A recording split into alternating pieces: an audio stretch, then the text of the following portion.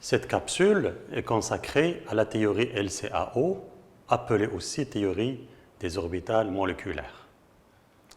À l'inverse de l'état atomique où l'électron est décrit par une orbitale atomique, l'état moléculaire fait intervenir plutôt des orbitales moléculaires.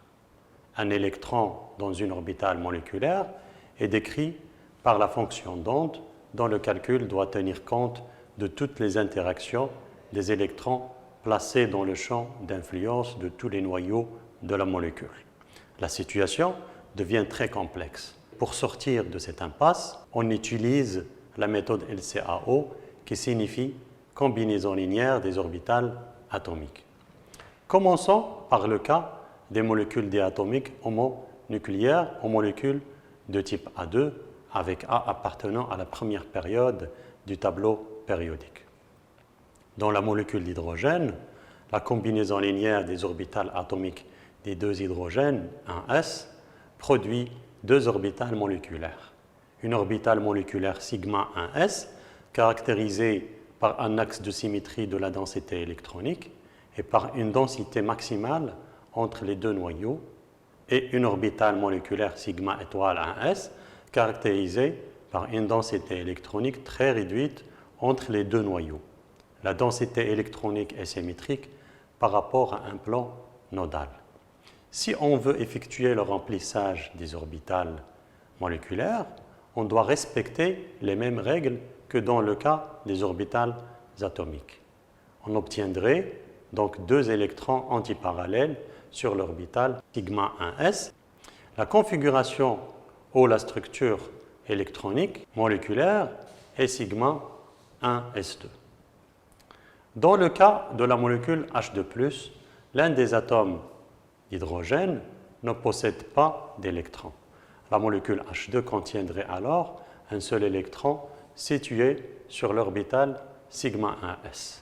La structure électronique deviendrait sigma 1s1. Dans le cas de la molécule d'hélium, on obtiendrait le diagramme suivant, où chacune des orbitales moléculaires sigma 1s, sigma étoile 1s, abriterait deux électrons. La structure électronique serait dans ce cas sigma 1s2, sigma étoile 1s2. On peut définir à ce stade l'ordre de liaison appelé aussi indice de liaison. On le symbolise I et il est égal à 1 demi n moins n étoile, avec n le nombre d'électrons dans les orbitales moléculaires liantes et n étoile le nombre d'électrons dans les orbitales moléculaires antiliantes. Pour les molécules H2, H2+, et HE2, le calcul de l'ordre de liaison donne IH2 égale à 1 demi fois 2 moins 0, qui est égal à 1. Ceci indique une simple liaison sigma. IH2+ est égal à 0,5, indiquant que cette entité est instable. On peut parler ici d'une demi-liaison. IHE2 est égal à 0, signifiant la non-formation de liaison, ce qui veut dire que la molécule d'hélium, HE2, n'existe pas.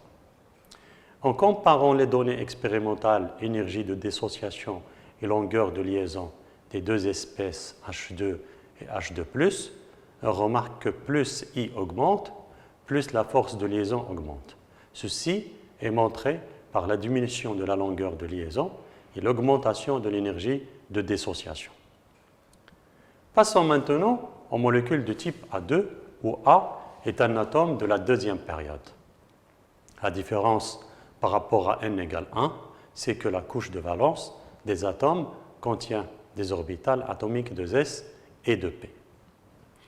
Le premier recouvrement dans le cas des molécules de type A2 est le recouvrement de S2S, similaire au recouvrement 1S1S de la molécule H2.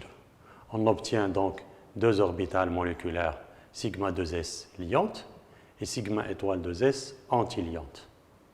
Les orbitales de P génèrent deux types de recouvrement. Un recouvrement axial entre les orbitales atomiques de Pz si on considère que Z est l'axe principal de la molécule, et un recouvrement latéral entre les orbitales de px et entre les orbitales de py. Le recouvrement axial des deux orbitales atomiques de Pz donne deux orbitales moléculaires de type sigma, sigma de Pz et sigma étoile de Pz.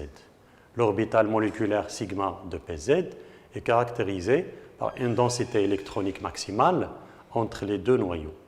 Cette liaison est très forte.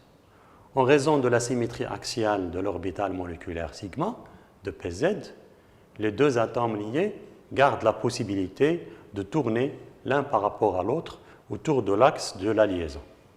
L'orbital moléculaire sigma étoile de Pz présente un plan nodal et une densité électronique réduite entre les deux noyaux. Si Z est l'axe de la molécule, X et Y sont les axes latéraux. Les recouvrements qui vont se produire suivant les axes X et Y sont dits latéraux et de même type pi. Ils sont relativement plus faibles du fait que le recouvrement latéral est moins important que le recouvrement axial. L'absence de symétrie axiale de la densité électronique rend le système rigide. On trouve la même chose pour les orbitales moléculaires P de PY et P étoile de PY. Pour une molécule de type A2, le diagramme d'énergie se présente sous cette forme. Prenons l'exemple de la molécule F2. Chacun des atomes du fluor présente 7 électrons de valence situés dans les orbitales atomiques. Les orbitales atomiques 2s conduisent aux orbitales moléculaires sigma 2s et sigma étoile 2s. Chacune des orbitales abrite 2 électrons antiparallèles. Les orbitales sigma de Pz, P de Px, P de Py, P étoile de Px et P étoile de Py contiennent 2 électrons chacune. La configuration électronique de F2 se présente donc sous la forme sigma 2s2, sigma étoile 2s2, sigma de Pz2, P de Px, P de Py4, P étoile de Px, P étoile de Py4. L'ordre de liaison I est égal à 1 demi, 8 moins 6, égale à 1. La molécule F2 présente donc une seule liaison sigma. Pour la molécule O2, on a le même type de diagramme d'énergie. Dans ce cas, on a 2 électrons de moins par rapport à la molécule F2. On obtient un diagramme similaire et la configuration électronique est de sigma 2s2, sigma étoile 2s2, sigma de Pz2, P de Px, Pi de Py4, Pi étoile de Px, P étoile de Py2. Et l'ordre de liaison est égal à 2.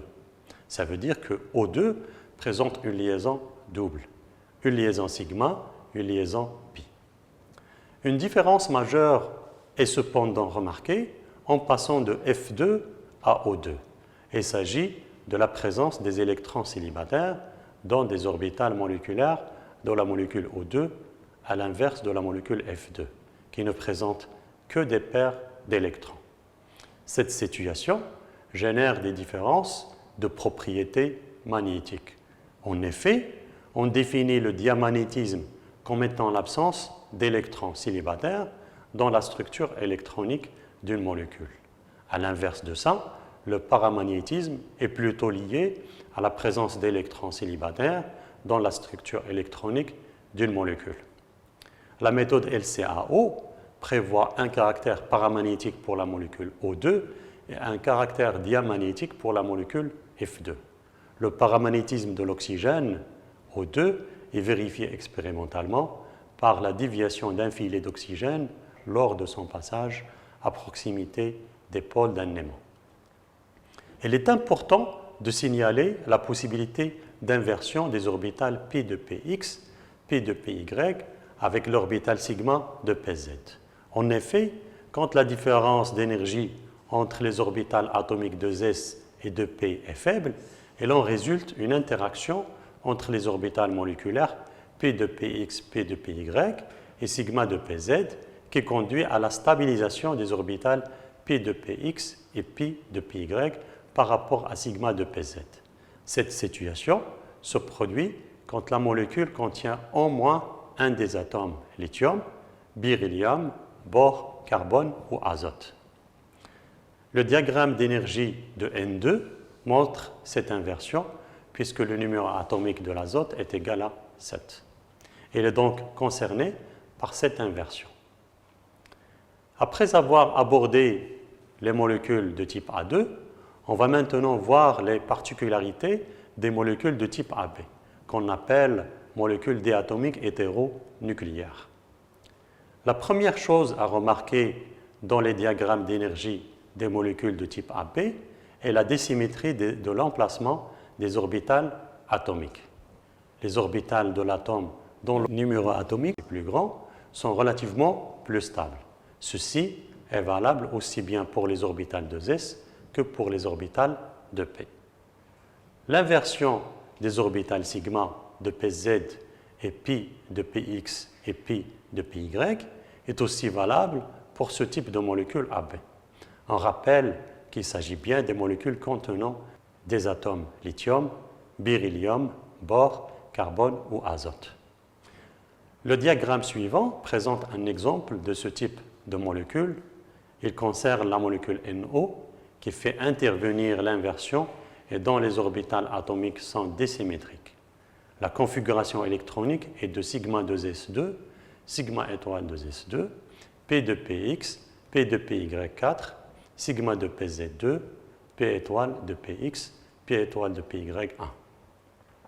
L'ordre de liaison de cette molécule est égal à 2,5. La molécule NO est instable et elle est paramagnétique, vu l'existence d'un électron célibataire.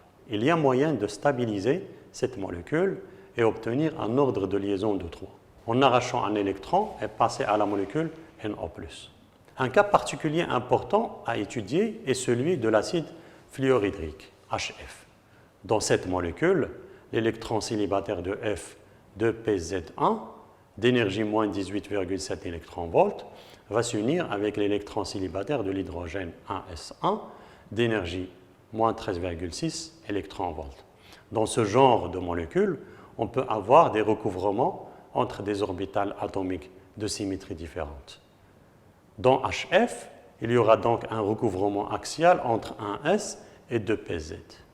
Les orbitales atomiques non utilisées du fluor 2s, 2px et 2py donnent des orbitales moléculaires de même énergie que ces orbitales atomiques. Ce sont des orbitales moléculaires non liantes qui sont localisées sur le fluor.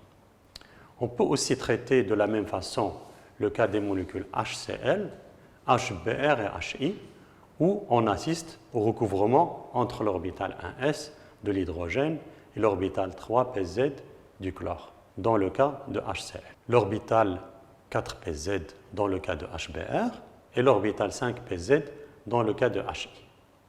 En conclusion, la méthode LCAO, qui est une méthode basée sur des approximations, nous a permis d'expliquer l'existence des espèces que le modèle de Lewis était incapable d'expliquer. H2+, HE2+, par exemple. Le paramagnétisme de l'oxygène, la différence entre une liaison de type sigma et une liaison de type pi, en termes de la nature de recouvrement. La méthode LCAO ne peut malheureusement pas expliquer facilement l'existence de molécules polyatomiques comprenant au moins 3 atomes. Ces molécules nécessitent un développement rigoureux basé sur la mécanique quantique.